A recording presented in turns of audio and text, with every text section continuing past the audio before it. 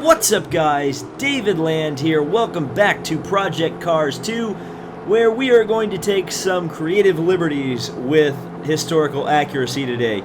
You can tell the car I am driving is the Lotus Type 38.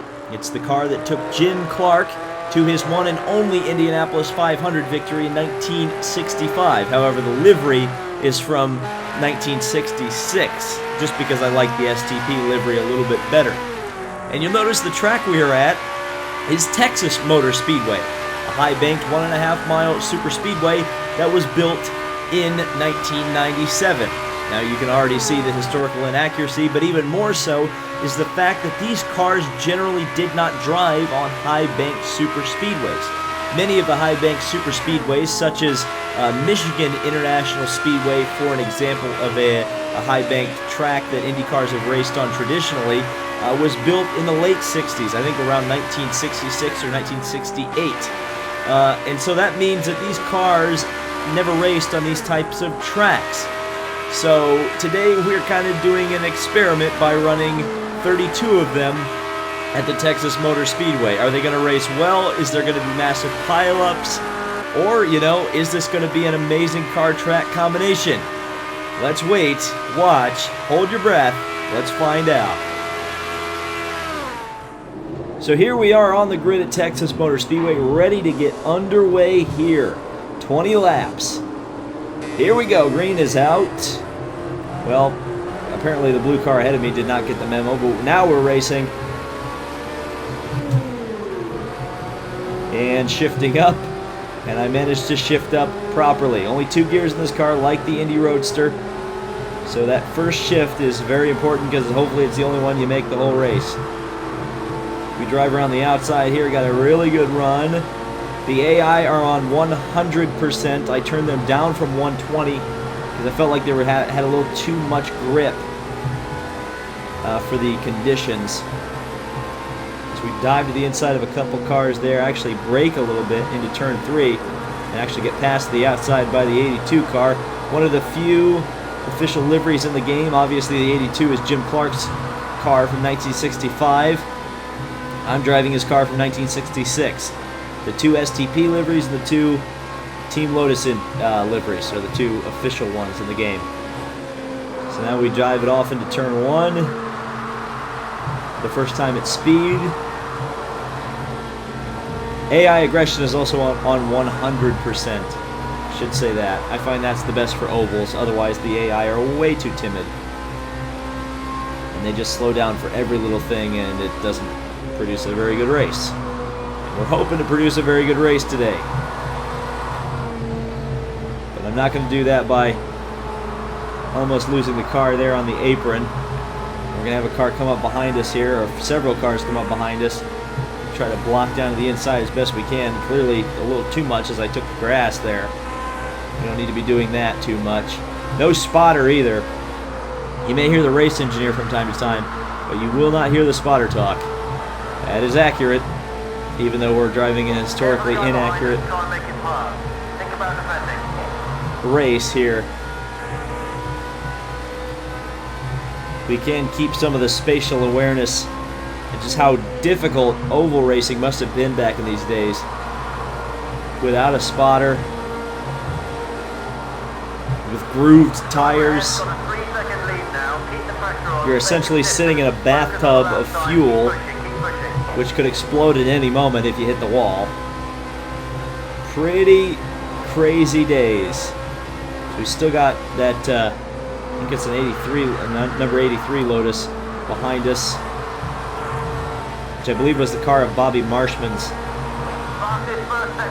in the 1965 Indy 500.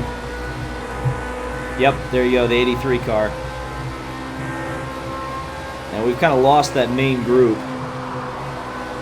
I haven't been driving particularly well. As you can see, as the back end steps out and continues to step out, we got a car to the outside. Please don't make any contact. He's still there, still there. I'm doing my own spotting for me. There you go, personal best lap, despite the fact that we're falling behind. And also falling into the clutches of the, well, I was going to say we were falling into the clutches of him, but he's fallen back a little bit. So we got lucky there. Down the back straightaway once again. I'm actually starting to use the brakes. I haven't been using the brakes all that much. I've been like lifting off the gas, but it feels like the brakes actually help stabilize the car a little bit on the entry rather than doing a bunch of sliding around. This is a little bit more sane as we got another car stopped down there in the tri-oval. At least, you know, they're stopping in a reasonable spot when they have issues. I guess I would prefer that over them driving out into traffic, as I drove a little too hard into turn 1 there. Car slid out again. And now we're starting to have this car, the 7 car, which kind of looks like a Smoky Eunuch entry, breathing down my neck. It probably looks slow, but I can assure you this car is on the edge. We've got get past there by the 7. Car very slow here on the inside. Please don't crash me. We'll try to drive around the outside of both of them. Well, it's a 91 car. I considered using that car, but I felt like an official livery in number 19 was better.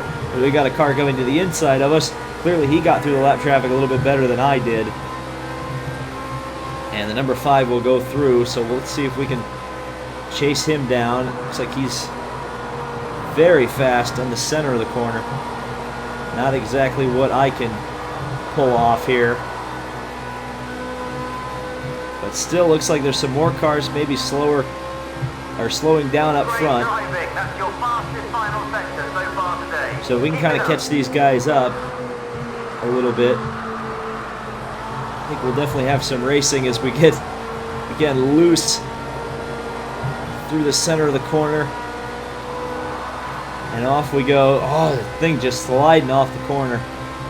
Just that little bit. You can just tell through the force feedback of the wheel that the thing's, you know, it's sliding, but it's a controlled slide. It's such a weird sensation. But it's very nice. It's nice to know what the car is doing.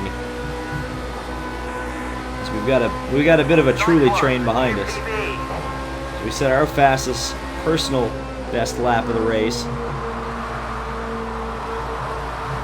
We're going to lose out here because I made a mistake. Going into the corner, drove a little bit too high. Well, I guess the AI behind me also screwed up because they didn't really gain on me. Now we got another slow car up here, slowing down the yellow number 5 car just ahead. Maybe I can capitalize on this if I can drive a little bit smoothly, or at least fast or smooth. One of the two, but drive one of them, David. As we've got another car beginning to show his way to the front of this little group. Ooh, as the car slides in the center of the corner again. And off we go. Back down the back straightaway. Still got a whole slew of cars behind me.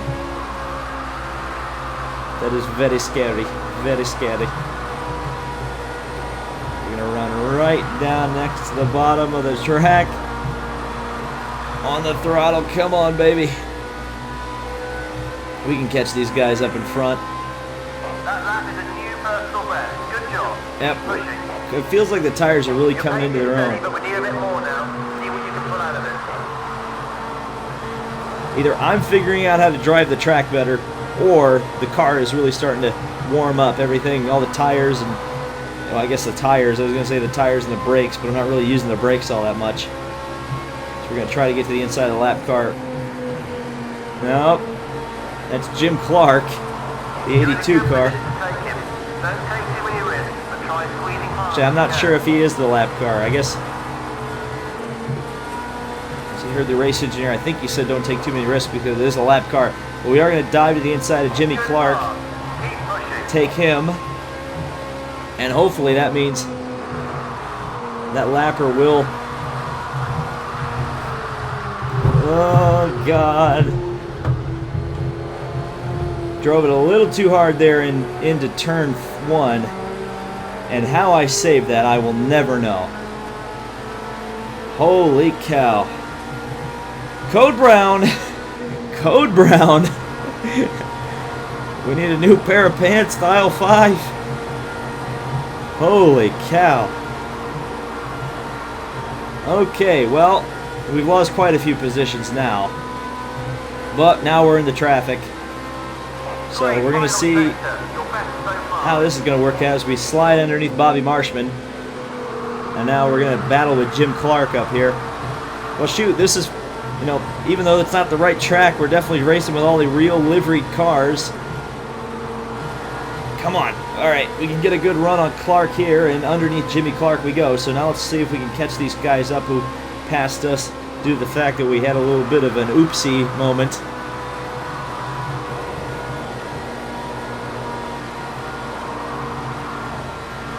Oh, just on the edge of grip again. Off of the corner. Just clipping the grass. Just clipping the grass. Okay, let's not completely make a meal out of turn 1. Woo! I almost made a meal out of it. What a shocker. Oh, it's just, I'll tell you, this is so much fun. This is really starting to get fun for me.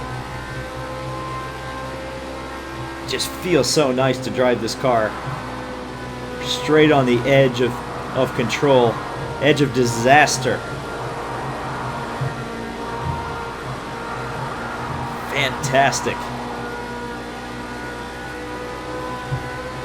And through the grass once again. Don't even know how many laps are left, and frankly, I don't care right now.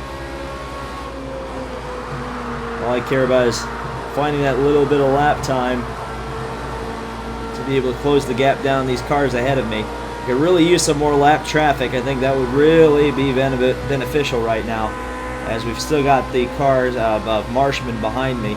Still trying to get there.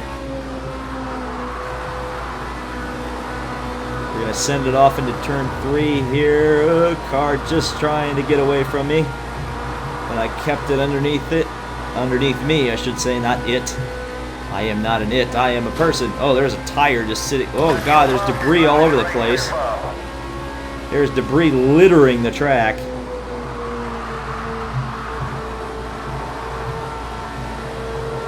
There must have been one heck of a crash somewhere. So after hitting all that debris, I've still run the fastest split, or my fastest split in the first sector, which the first sector means, you know, the half of turn 1 and the tri-oval. Because again, the car's just starting to feel really, really nice to drive. As the fuel burns off, the tires get warmed up and come in.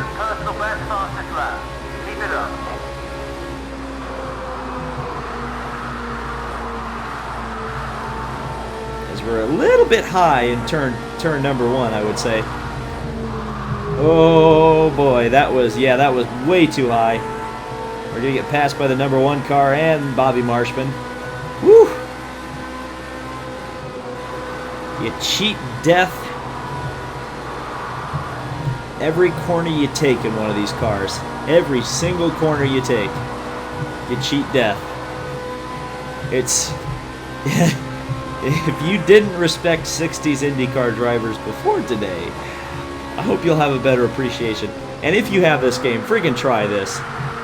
This is nuts. I mean, it's fun, but it is insane. We drive off down the back straightaway. I don't know how many laps we've completed. We must be getting close to the end of the race now. That's your fastest time in sector 2 so far today. Great job. Whoa.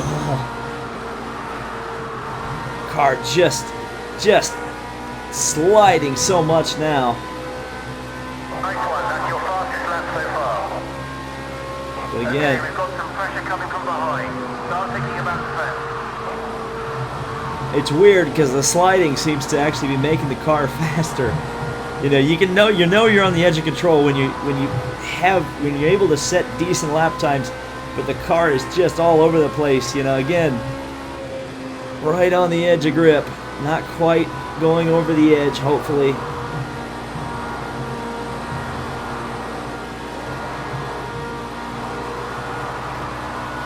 And on the throttle we go. Where we stop, nobody knows. You're on the final lap. There you go, last lap here at Texas Motor Speedway. So we drive a little bit high through the corner, angle it off. I don't even want to look at where we are. We'll figure that out when the results come up. Or I guess I'll check it at the end of the race, I don't know. Drive it off into turn number 3 for the final time. Just kind of ease it in there. We don't need to take too many risks coming to the checkered flag. On the throttle off of the corner. Well, we'll hold off those two guys behind me, and we'll take the checkered flag. Woo! Boy, I was white-knuckling that. I'm probably going to have a blister. I've got blisters on me fingers. Wow, that was some fun. That was wild. But that's kind of how you like it, right? Wild. Woo! I'm interested to see what happened with that crash. Probably won't be able to find it on the replay too easily, though. I wonder if it was that car down on the inside that drove up into the field. And if they did, I wonder if it was... oh, got some crashing going on here. As I said, I think I said, the AI do not know how to drive into the pits on this track. That is something that desperately needs to be patched, because they drive in way too fast and way too crazily. And now we will just kind of just drive the car nice and steadily into the pit lane. Well, maybe, as we've got the green car going very slowly there. And where is my pit box? Here it is. Clutch in. Oh, there's somebody sitting in it. Well, we'll just take that position. So, where did we finish? We definitely did not finish in the top 10. And we finished 16th. So, right in the center of the action. My best lap was... it was pretty much on pace. I mean, a few of the other cars were about 6 or 7 tenths up on me. But again, if I had a setup, I think everything would be better. Oh, here we go. Now see, look at this. Okay, so we finished 16th, so we beat all of these guys. But there was a very significant crash on the 15th lap, with taking out Mark, Felix, Romain, Lazalo, Julian, and Jan. Steve apparently was out of the race earlier, and Olmanoff only made it one lap. Only made it one lap, but congratulations to Matthew winning the race, and Mike Von Schneit. That's a pretty cool name as well. So that was the Lotus Type 38 at Texas Motor Speedway. Historically inaccurate, yes, but boy howdy was it exciting. Thank you guys so much for watching this. I know you guys are starting to enjoy the Project Cars 2 videos, and I'm enjoying making them. So if you have any suggestions for car track combinations you'd like to see, leave them in the comments and I'll try to do them at some point. I do have some ideas for future videos, so if your idea is one of my ideas, then definitely it will be a priority video for me to make. So, thank you guys so much for watching. This has been David Land on YouTube. Be sure to like the video and subscribe for more Project Cars 2 action. And we'll see you in the next video.